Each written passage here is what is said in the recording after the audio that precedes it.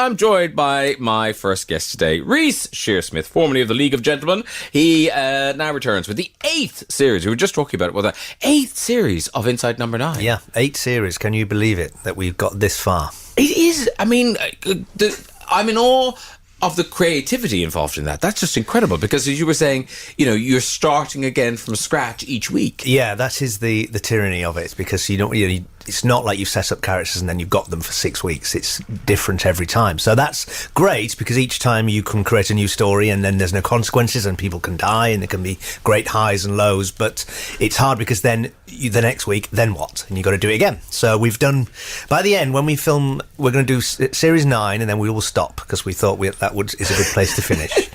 Because they're exhausting. By then we'll have done 55 different stories, you know. So that's have you ever revisited anybody? No. So that's something we might do. There's a possibility, anyway. I bet you would. Last series. What about if we go back to... Just go back to do sequels to every episode. Have you ever put one aside thinking, ooh, there's a series in this? I wish we had. But no, we haven't. We've got a few ideas that I've thought could have had legs for longer. You know, we thought that could be a series, but we've never done it now. I mean, there's a few episodes that we've started writing and shelved because we're not quite sure of the ending or what would happen. But then often they get sort of Frankenstein monster bits get picked out of them for other episodes. So nothing is ever really wasted. And because the show is so successful now, you get all these amazing actors and guest stars. People want to do it now. I mean, last Thursday we saw Anita Dobson and Phil Daniels. Yeah. That was such a good episode. Thank you. Yeah, that was great fun. I was talking about it earlier, though. It's quite gruesome. It was much gorier because I thought, inside Number 9, there might be a loud noise. Is that the extent of our something might fall down some stairs, but it was really out there. Well, we wrote it, and it got to the point where we thought, and this is a spoiler, so if you've not like the football, if you don't want to hear, turn away now. But there was a bit where I get my foot cut off, and we were writing it, and we thought, and then the knife comes down, and the blade gets closer and closer, and then of course normally what happens is you cut away, you don't see it. Yeah. And we thought we would write that, and then we thought, what if you do see it? And we just thought, let's just write that we do. We didn't know whether we would, and the censoring, and all the rest of it. But it was what was remained in the edit was quite strong, I think. I think so. Yeah. I mean, we know you haven't lost a foot, but at the same time, it's still comically gory. I think. Very comically gory. And did you? And when it comes to the writing, because you get these, famous people now happy to do it. Do you write for people, or do you write them and then cast afterwards? I think that we write the stories and we try to not dare to dream that we will get a certain person in a part, because then of course what happens is, and you know this, you get to 2 weeks before when you're going to cast it and they're not available, and you're heartbroken because you really had them in mind. So we just write the parts, and then when we get nearer the time we think, right, who would be great for this, and then we see. And is it always obvious who you're going to play and who Steve's going to play? It's not, no, actually. Sometimes we're really to the wire before we decide which way around the characters, because normally we think, we genuinely do write them, and we don't really write with ourselves in mind for parts, and then we look back and we go, is there a part for me and you in it, actually? It's because we do try to sort of let the story be the guiding most important thing, not just a vanity project for me and Steve. I mean, of course we know, but because imagine that we're not even allowed to be in our own thing. But so we do write them. But we've got to the point sometimes where it's like, shall I play that? And we've read them out loud, and we'll swap them, and we'll read it again and think that's the better way around. And do you ever write something where you kind of think, I know my strengths and I know my limits as an actor. Yes. I don't think I can play that. Yeah. Oh yeah, sometimes.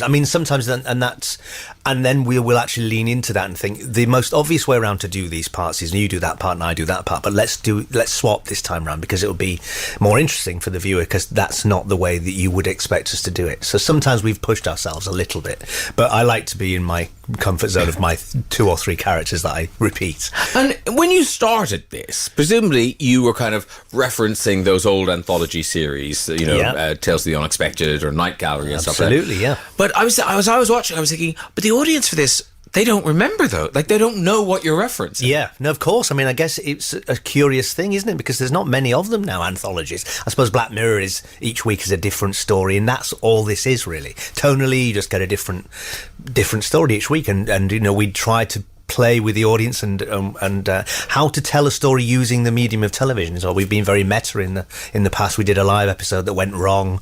I love that. Which was great fun. Today, I can't believe the BBC allowed us to do it because it was so daring to think it's gone off air. And then we repeated an old episode, but then it came back and it was all very strange. And I was proud that we lost a fifth of the audience because they turned off. Well, no, it was one of those things because I think why I did stick with it. Or no, do you know what? I think I watched it on catch up. Right. I think I watched it on catch up. I'm thinking, why on earth would anybody have watched this? Yes. Because it was so convincing. Yeah. That because you got to think, oh, bless them. Yeah, what a shame. Yeah, what a shame. That was the best all part that about work. It looked so, we looked so pitiable, didn't we, when the sound went and we were chattering away thinking, it's gone wrong for them. What a shame. But some of it was live? Yeah, all of it, all that we could do live was live. Even the music score was live. So it was properly, it was a real triumph to get to the end. Yeah, it could have gone wrong. Yes, and that was the irony of it, because they said, well, if it goes wrong, we have to put another episode on. What would you choose? So we chose the same episode that we falsely chose that was going wrong in the meta version. So it was all very confusing. But great fun. I mean, this has been a dream to be able to do so many different types of storytelling. Yeah. And has it kind of, in terms of your career as an actor, do you get offered things Nothing. now? Absolute barren. Okay, fair enough. While you dry your tears, we'll break for some music. Great. We'll talk to Reece some more after his song choice. What have you chosen? Well, I was going to choose because in honour of the two guest stars last week, Anita Dobson and Phil Daniels. I was going to pick the EastEnders theme tune, but that's not quite appropriate. So I picked Park Life because Phil is on that, and it's a great song. There you go. No better reason. Here it is. I'm talking to Reece Shearsmith. Series 8 of Inside Number 9 continues on BBC Two Thursdays at 10.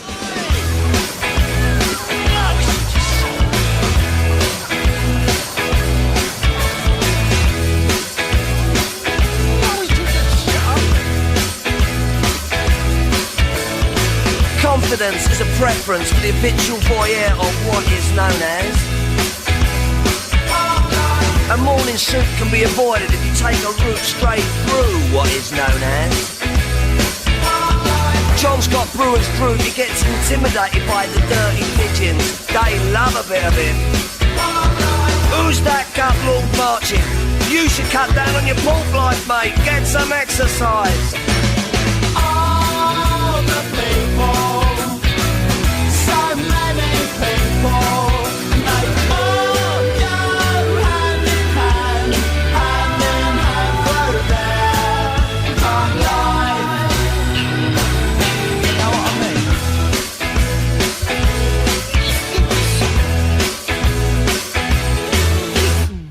I get up when I want, except on Wednesdays when I get rudely awakened by the dustman. I put my trousers on, have a cup of tea, and I think about leaving the house. I feed the pigeons, I sometimes feed the sparrows too. It gives me a sense of enormous well-being. And then I'm happy for the rest of the day, safe in the knowledge there will always be a bit of my heart devoted to it. All the people, so many people, they all go hand in hand through their park life.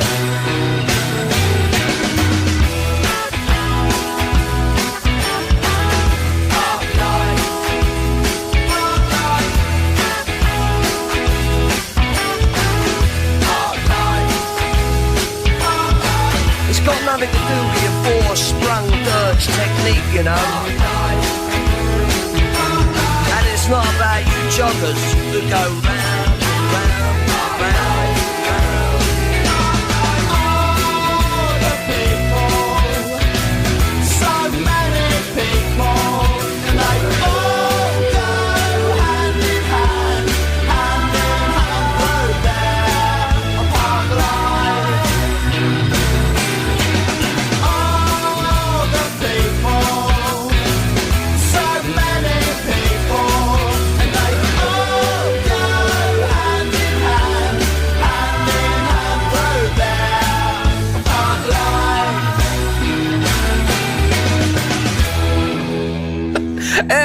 Barg Life, the choice of a guest, Reece Shearsmith. Inside Number 9 continues on BBC Two Thursdays at 10. And you were just saying you've just stopped treading the boards. You've been in the West End. That's right. I've been in the West End with Stephen Moffat's play The Unfriend, which was great fun at the Criterion Theatre. It was a new comedy, so you never know what you're going to get. But we did it in Chichester last year, and it went down very well. We got the West End transfer, so that was been fun. But I'm quite happy to have my evenings back. And am I making it up? Mark Gatiss directed that. Mark directed it, yes, which was strange to be directed by someone you've known for 30 years. But he was very good. He sort of kept his distance, and he was director. And he wasn't like, I've known you for 30 years and these are the people I'm directing. He was the director and we were the cast. Okay, so you didn't do that thing. Don't do that thing I've always hated. Maybe he did say that a couple of times. Don't do that thing that's always annoyed me. Yes. Yeah, he did. He did say that occasionally, but in a kind of way. And when you were doing League, yeah, I mean, were you able to give each other notes? Was it totally collaborative in that way? It was, yes. And I think that was what was good about it, that we made each other better, I think, because we were all, trying to outdo each other. So it felt like we were just our own best, not enemies, because we were just, like pebbles in a bag, as Jeremy would say, but we're rubbing off on each other and just trying to make it better and the best it could be. And we did sort of direct all of those early shows all ourselves Jeremy had Outside Eye, but we didn't have a director in it for those live shows, so we would always just do it ourselves. Because you came back, you did a special for an anniversary? It was, it was 20 years. Was it only 20? Yeah. Oh, no, how old do you think I am? Well, no, because you started back in the 90s, didn't you? 98 was the first one. Oh, okay. Remember we were in Edinburgh together, 1997, Yes, Perrier, we won it and you were nominated. Yeah, whatever. Back to the music. Anyway, but yes, it was 20 years and we came back, we did 3 new specials, which was great fun to do. And then we did a tour and it was huge, and we did O2, and I thought we'd get a couple of nights above a pub.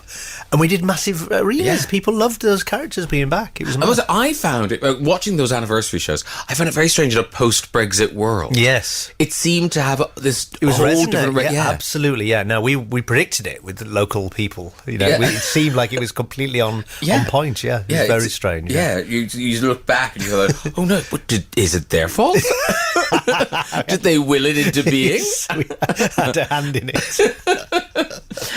And are you supportive of each other? Because Mark's going into the National soon. Will you go and see him? Absolutely, yeah. No, we are all still very good friends, and we always want to do stuff together. We will, I think, eventually do a project together. We collaborate in different partnerships, and we have done across the years that we've been apart from for ourselves doing League. But it was great to be directed by Martin, work with him and act with him, and we've done another thing together on telly. We did. All of us were in the Good Omens 2, the Neil Gaiman show, which is coming on, I think, at the end of the year. So that was nice to all be back together acting. Yeah. So yeah, we love working with each other, and we're still very good friends. It was, I think, people often said, "Did you used to ever fall out?" And he was like, "No, because it was going well." Yeah, actually, that is the thing. That's isn't it? the thing, isn't it? Yeah, it would have been if it was failing. It would have been at each other's throats.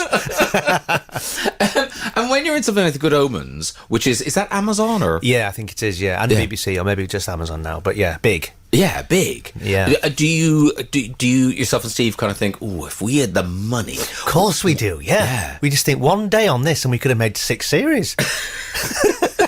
So we do often think that, yes, those huge shows are, you just think, wow, you can do anything on these things. Yeah. And we are restricted by our budgets, but we do get, it sort of makes us inventive. Because I was going to say, it does, with the restrictions comes, hopefully clever solutions to the problems that are raised. We never write interior car unless it's going to be entirely set in a car for the entire time. Because you can't have a car drive along, it's too expensive. We've had conversations where it's like, do you want the dog or do you want 3 people as extras? Because you have the dog for a day or you have 3 people for 2 days. And it's like, well, we'll have the dog then. That's that tight. Wow. So we do get into, but we are very mindful of it. So when we're writing it, we know not to write extravagantly. But yeah, one day it'd be nice to be able to write something and think we can have it. Imagine that. Yeah. It could be a whole, cabin cruiser, not a rowboat. That's right. Exactly. Yeah. Which we have done. Yeah. Yeah, I know. It's a very good episode. Thank you. I think people would be surprised because I think people imagine that, series 8 of something. Yeah. This is a success. The BBC are pumping money into it. Not so much. That's not so much. No, not the case. But it's a bit, and also weirdly, number 9. You would think it's a cheapish show, but it's not, because as we've said, each week's a new world. So you are sort of starting again each week. It's not like you've got the set of the pub that you're going to be in for 6 weeks. Yeah. It's each week's a different thing. So it is strangely more expensive than you would think. And also in episode 1, I'm glad we got the budget version of your foot being cut off. Yes, that's right. We did get it good. That was a good prop. Yeah, that was. I'm glad they hadn't spent all the money on that, because I might have been sick. Inside Number 9 continues on BBC Two Thursdays at 10 o'clock. Yeah. Congratulations, Reece. Thank you so much for coming to see us. Thanks, Graham. Lovely to be here and see you again. Yeah, there you go. Yeah, sunshine. Go enjoy London. I will. Have a lovely afternoon. Sunny day. It is.